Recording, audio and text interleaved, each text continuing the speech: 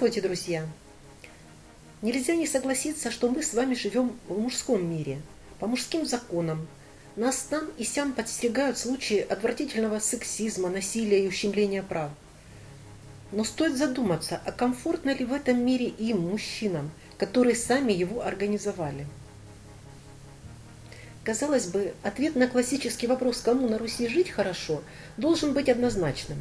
Конечно, молодому сильному парню открыты все социальные дороги, в личной жизни статистика тоже в их пользу.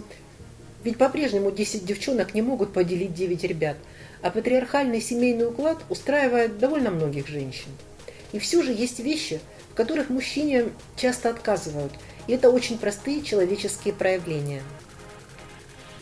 Во-первых, мужчина не имеет права бояться.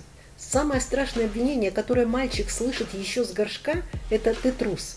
Трус, потому что боишься жука, собаки, темноты, высоты, ну и даже крутых парней из 3 класса.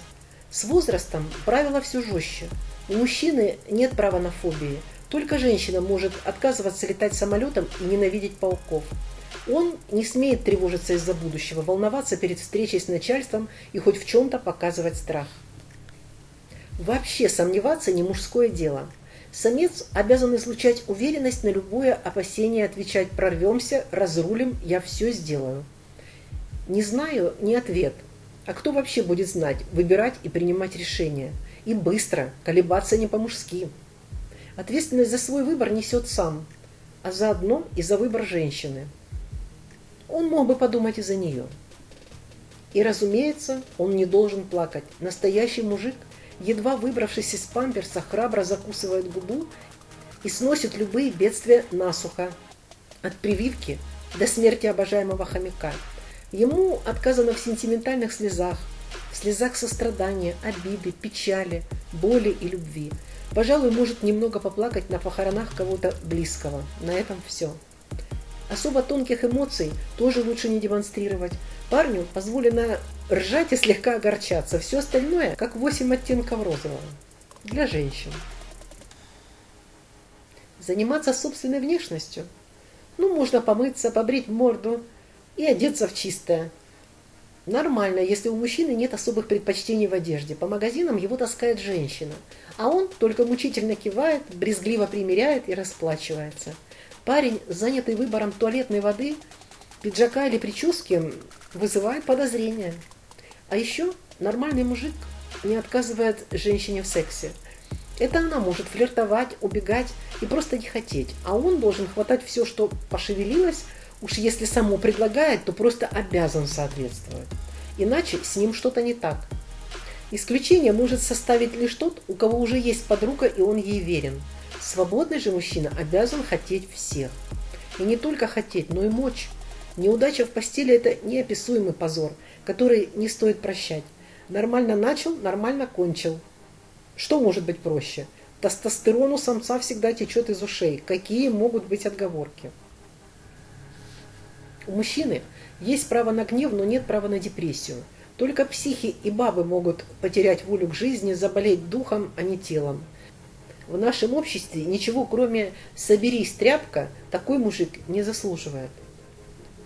Собственно, мужчине нельзя никакой слабости и точка. Когда он уязвим, зависим, неуверен и просто мягок, он не мужчина. В любой кондиции он обязан быть защитой, опорой, завоевателем и хозяином. Есть удивительно много женщин, которые, услышав все это, спросят: а что не так? Разве мужчина не должен быть сильным, храбрым, сексуальным и неуязвимым? Он может, но он не обязан, по крайней мере, круглосуточно.